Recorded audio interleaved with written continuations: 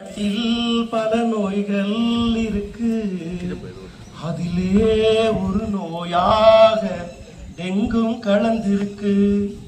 இதை தடுத்து நிறுத்திடவே நாம் விழிப்பாயிருந்திடணும். நம் நாட்டில் இது போன்ற ஒரு நோயே இல்லாமல் இன்பமாகவே நாமும் வாழ்ந்து காட்டணும். நீர் தொட்டியை என்றும் மூடி வைக்கணும்.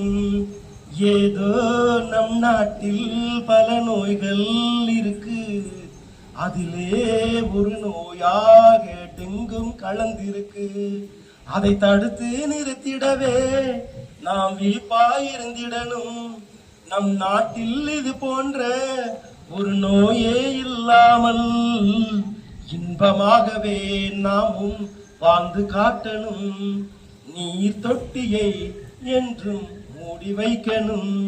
டன் டன் டடடன் டன் டடடன் டன் டடடன் டன் டன் டடடன் டன் டடடடடடடடன்.